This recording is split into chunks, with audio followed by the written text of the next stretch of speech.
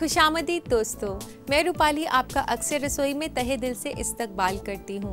दोस्तों, खाना बनाना एक आर्ट है, लेकिन ये आर्ट तभी मुकम्मल हो सकता है जब दस्तरखान में बैठकर खाने वाले इसकी कदर करें, यानी कि आपके खाने की तारीफ हो तो आप समझिए कि आपकी मेहनत कामयाब हो गई है। इसी बात को जहन में रखते हुए मैं आपको सिखाने जा रही हूँ बेक्ड वेजिटेबल्स।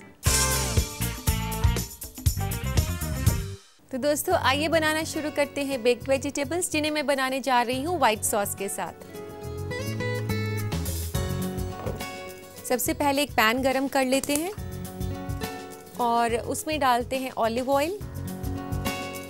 यहाँ मैंने पोमेस ऑयल लिया है, पोमेस ऑलिव ऑयल, जिसे कुकिंग के लिए इस्तेमाल किया जाता है। अगर आपके पास ये ना हो तो आप मक्खन का इस्तेमाल भी कर सकती हैं। तो दोस्तों, इसके लिए ले रहे हैं हम लहसुन। इसमें मैं डालूंगी एक छोटा चम्मच लहसुन का।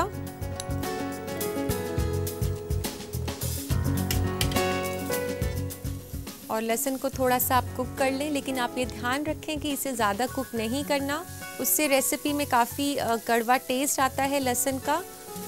तो ये लहसुन की खुशबू आनी शुरू हो गई है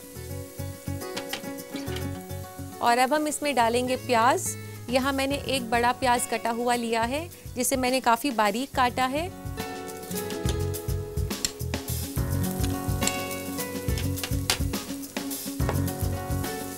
इस प्याज को ट्रांसपेरेंट होने तक कुक करना है, इसको ज़्यादा कुक नहीं करना है प्याज को। तो दोस्तों, ये प्याज कुक हो चुका है और अब वक्त है इसमें सब्जियां डालने का। यहाँ मैं ले रही हूँ बॉइल्ड गाजर। यहाँ मैंने 2 मीडियम साइज़ की गाजर बारीक बारीक काट कर बॉईल करी है।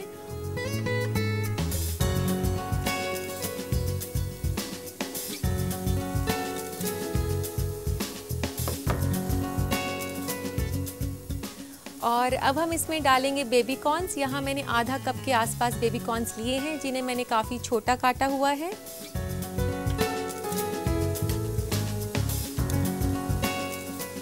और अब हम इसमें डालेंगे उबले हुए मटर। यहाँ आधा कप मैंने उबला हुआ मटर लिया है। और अब हम इसमें डालेंगे उबली हुई बीन्स। ये बीन्स भी मैंने तकरीबन आधा कप ली है।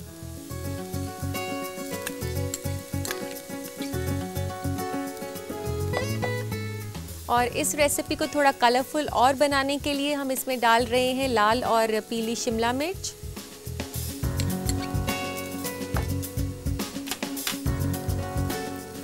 अब इसके बाद इसको अच्छे से मिला लें। तो दोस्तों, अब हम इसमें डालेंगे नमक हस्बे जायका।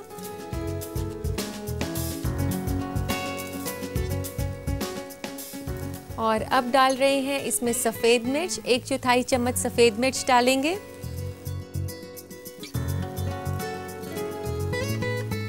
तो दोस्तों, इसको ज़्यादा आप ना पकाएं, क्योंकि अभी हमने इस रेसिपी को बेक भी करना है। तो इसको बंद कर देते हैं। और अब हम इसमें डालते हैं हर्ब्स। यहाँ पे मैंने ऑरिगानो हर्ब लिया है, जो कि एक किस्म के अजवाइन के पत्तों के जैसा होता है। ये लोग पिज़्ज़ा के ऊपर डालकर भी खाना पसंद करते हैं। हम इसमें डालेंगे ये रेड पेपर सॉस है, तकरीबन 4 से 5 बूंदें इसमें रेड पेपर सॉस की। तो दोस्तों, ये सब्ज़ी तो हमने तैयार कर ली है और अब हमें प्रिपेयर करनी है वाइट सॉस। तो इस सब्जियों को हम पीछे रख देते हैं ढककर।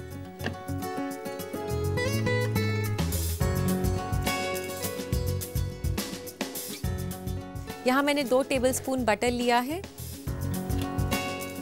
और आप ध्यान रखें कि जो आंच है वो धीरे रहे, तेज़ आंच पर नहीं पकाना है वाइट सॉस को।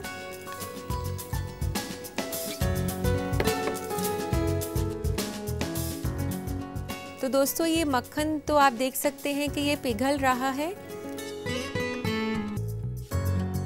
तो यहाँ पर मैं ले रही हूँ 2 टेबलस्पून मैदा। मक्खन पिघलने के बाद आप इसमें फटाफट से नपा हुआ मैदा डाल दें।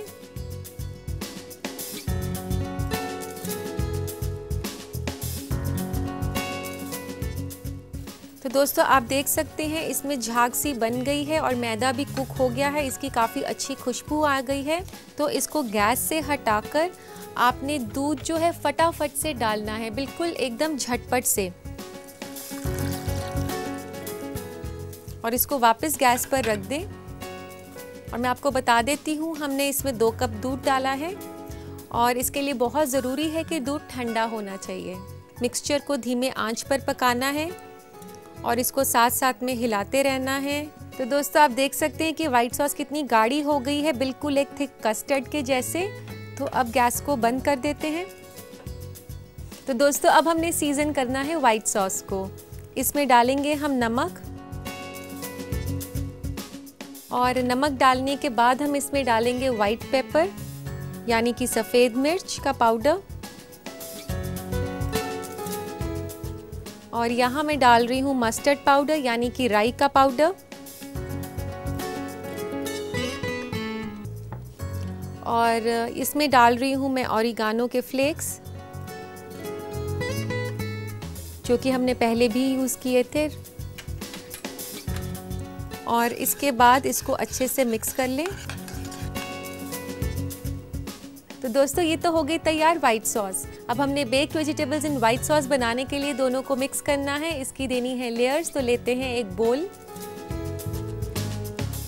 तो दोस्तों इसके लिए हमें एक अवन प्रूफ बोल चाहिए जो कि अवन में जा सके, तो वैसा ही बोल मैंने यहाँ लिया है। इस बोल को पहले हम ग्रीस करेंगे। थोड़ा सा मैंने इसमें ऑलिव ऑयल लगा दिया है। ये लगाने के बाद हम सबसे पहले नीचे लगाएंगे वाइट सॉस की एक लेयर,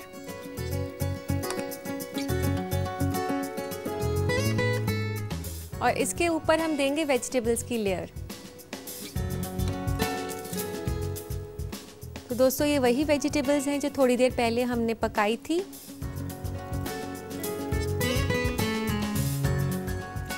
ये जो रेसिपी हम बना रहे हैं baked vegetables in white sauce, इसे फ्रेंच में वेजिटेबल ओ ग्राटीन भी कहा जाता है।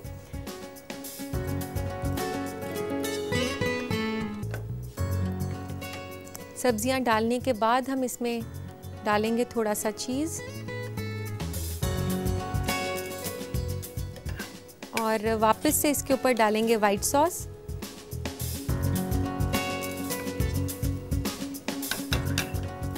और इसे अच्छे से मिक्स कर दें। फिर से डालें इसके ऊपर थोड़ा सा चीज़,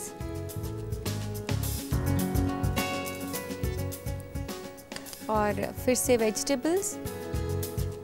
इसी तरह हमने इसकी लेयर्स देनी है।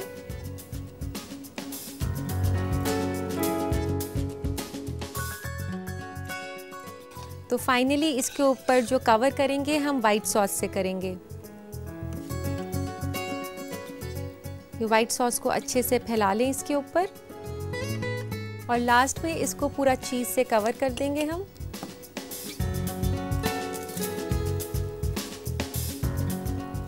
तो इस तरीके से हमने इसके ऊपर चीज़ ग्रेट कर दिया है, और अब हम इसे गार्निश करेंगे ब्लैक ऑलिव्स के साथ।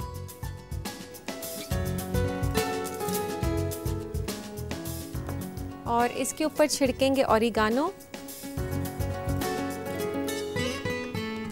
और उसके बाद इसके ऊपर चिली फ्लेक्स जो कि साबुत लाल मिर्च होती है, उसको क्रश करके बनाया जा सकता है। तो दोस्तों अब हमने इसको बेक करना है।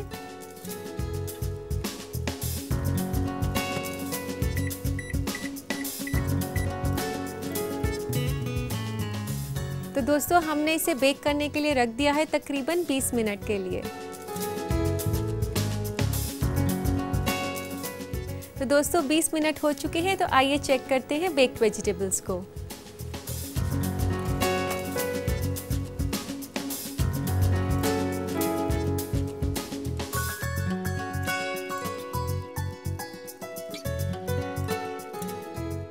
तो लीजिए दोस्तों, तैयार हैं बेक्ड वेजिटेबल्स जिसे हमने व्हाइट सॉस में बनाया है। इसे आप किसी भी तरह के टोस्ट के साथ एंजॉय कर सकते हैं। तो इस रेसिपी को अपने घर पर ट्राई करने के लिए देखिए इस रेसिपी का रिकैप। बेक्ड वेजिटेबल इन व्हाइट सॉस बनाने के लिए हमें चाहिए 2 अदद गाजर बारीक कटा हुआ दरमियानी, आधा कप बेबी कॉर्न कटा हुआ, आधा कप मटर उबला हुआ, आधा कप बीन्स उबला हुआ, आधा कप शिमला मिर्च पीला और लाल कटा हुआ, 1 छोटा चम्मच लहसुन का पेस्ट, 1 अदद बड़ी प्याज बारीक कटी हुई, 4 बड़ा चम्मच कद्दूकस किया हुआ चीज, नमक हस्बे जायका, 1/4 छोटा चम्मच सफेद मिर्च, 1 छोटा चम्मच ओरेगानो, कुछ बूंदे रेड पेपर सॉस की, ऑलिव ऑयल पकाने के लिए, 5 से 6 अदद काला जैतून या ब्लैक ऑलिव और चिली फ्लेक्स छिड़कने के लिए। व्हाइट सॉस के लिए हमें चाहिए 2 बड़ा चम्मच मक्खन, 2 बड़ा चम्मच मैदा, 2 कप दूध, 1/4 छोटा चम्मच नमक, सफेद मिर्च हस्बे जायका, 1/4 छोटा चम्मच राई और 1/4 छोटा चम्मच ओरेगानो के फ्लेक्स। एक पैन में तेल गरम करें, उसमें डालें लहसुन का पेस्ट और तल लें। फिर डालें कटी हुई प्याज और तब तक तलें जब तक कि प्याज ट्रांसपेरेंट ना हो जाए। उसके बाद मिलाएं गाजर, बेबी कॉर्न, उबला हुआ मटर, उबला हुआ बीन्स और शिमला मिर्च। फिर डालें नमक और सफेद मिर्च और सब्जियों को पका लें। सब्जियों के पकने के बाद गैस ऑफ कर दें और मिलाएं ओरिगानो और red pepper sauce. White sauce बनाने के लिए पैन में मक्खन को पिघला लें, फिर मिलाएं मैदा और लगातार चम्मच से चलाते रहें जब तक कि रंग न बदल जाए। जब झाग निकलने लगे तो पैन को आंच से हटा दें और झटपट मिलाएं ठंडा दूध और फिर वापस आंच पर रख दें। तब तक पकाएं जब तक कि ये मुरक्कब गाढ़ा न हो जाए। उसके बाद मिलाएं नमक, सफेद मिर्च, राई, ओरेगानो के फ्लेक और अच्छे से मिक्स कर लें। एक ओवन प्रूफ बर्तन लें और उसे तेल से चिकना कर लें। सबसे पहले व्हाइट सॉस की परत लगाएं और उसके ऊपर फैलाएं पकी हुई सब्जियों को। उसके बाद डालें चीज की परत और फिर दोबारा से व्हाइट सॉस डालें। फिर दोबारा से सब्जियों को भी फैलाएं। आखिर में डालें व्हाइट सॉस और खत्म करें चीज फैलाकर। गार्निश करें काले जैतून या ब्लैक ऑलिव से और थोड़ा सा छिड़कें ओरेगानो और चिली फ्लेक्स। बर्तन को माइक्रोवेव में डालें और बेक करें 20 मिनट तक। लीजिए तैयार है बेक्ड वेजिटेबल इन व्हाइट सॉस। तो उम्मीद है दोस्तों आप इसके बनाने के तरीके से अच्छे से वाकिफ हो चुके होंगे।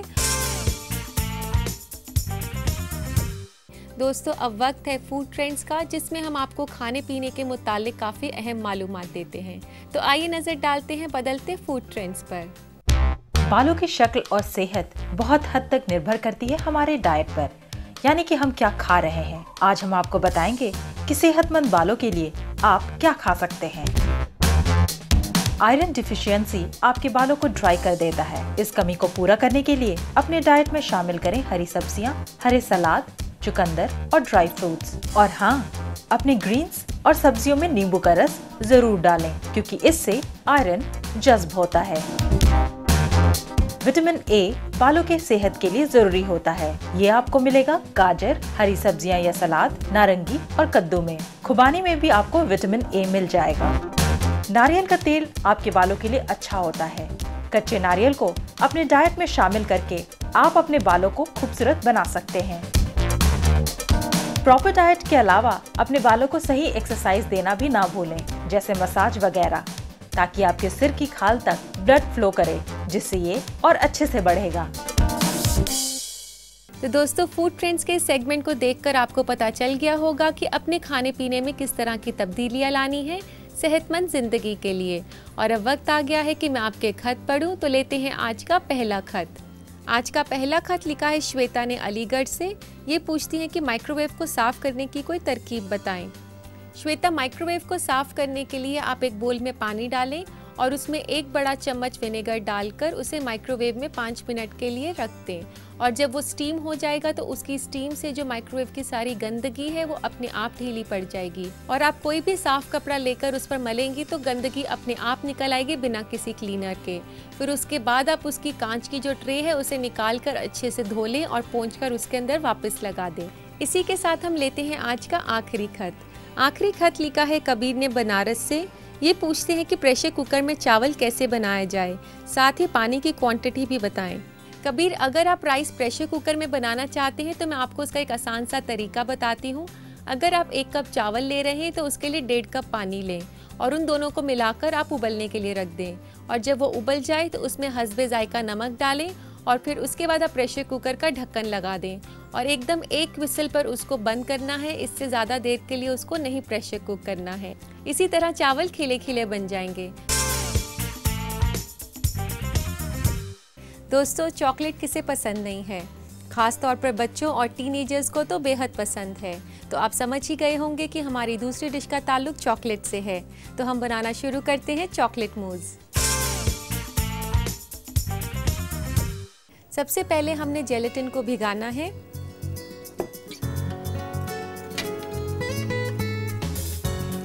तो जेलेटिन भिगाने के लिए यहाँ मैं 2 बड़े चम्मच के आसपास पानी ले रही हूँ।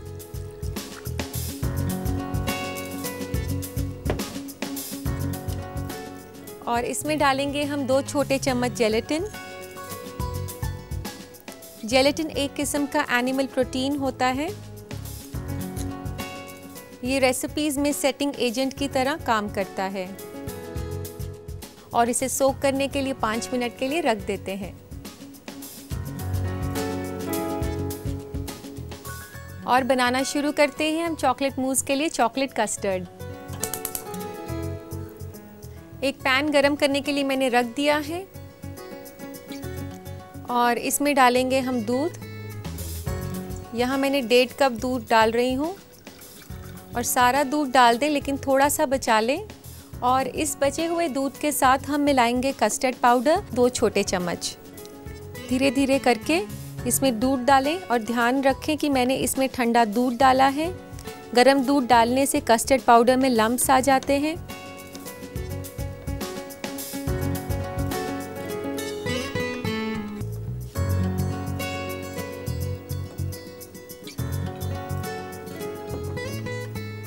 इसको अच्छे से मिक्स कर लें और इसको अभी रख देते हैं। और हम इस दूध में जो है बाकी के इंग्रेडिएंट्स डाल देते हैं। और सबसे पहले हम इस दूध में डालेंगे चॉकलेट।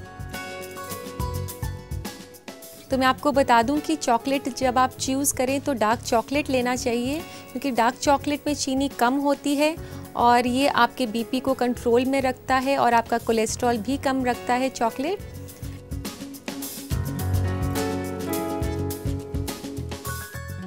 और इसके बाद हम इसमें डालेंगे 4 छोटे चम्मच चीनी के।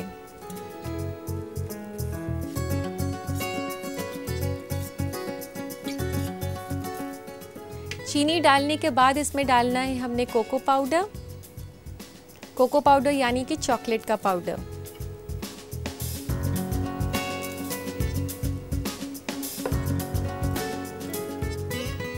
अब इस मुरक्कब को आपने अच्छे से मिलाना है और इसको तब तक पकाना है जब तक कि ये बॉईल ना हो जाए। तो दोस्तों ये अच्छे से मिक्सचर बन गया है और दूध भी उबल गया है। और इसे हिलाते हिलाते दूसरे हाथ से आपने धीरे धीरे कस्टर्ड पाउडर डालना है। और आप कस्टर्ड पाउडर ध्यान से डालें, क्योंकि जल्दबाजी में इसमें लम्प्स आ जाते हैं कस्टर्ड में।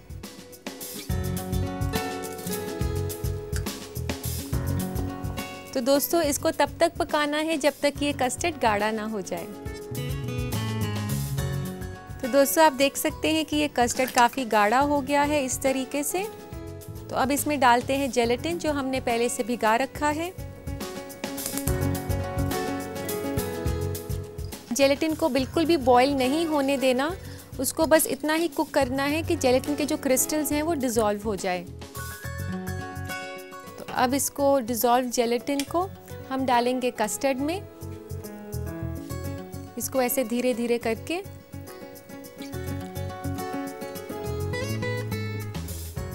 इसको धीरे धीरे करके हमने डाल दिया। और अब हमने चॉकलेट कस्टर्ड को ठंडा करना है।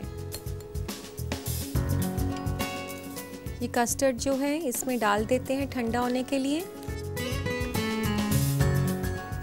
तो दोस्तों अब इसे ठंडा करने के लिए रख देते हैं। तो दोस्तों कस्टर्ड ठंडा हो चुका है। अब हमने इसमें मिलाना है वनीला एसेंस, 1 छोटा चम्मच वनीला एसेंस का। और इसके बाद डालनी है हमने इसमें क्रीम, तकरीबन आधा कप क्रीम हम इसमें डालेंगे।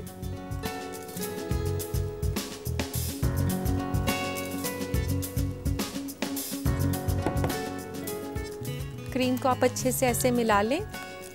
और अब हमने इसको डालना है सर्विंग बोल्स में।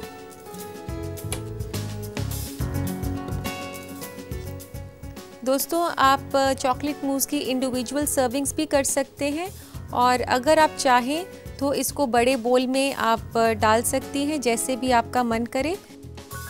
अब हमने इसको रखना है फ्रीज़र में चिल करने के लिए तकरीबन आधे से 1 घंटे तक।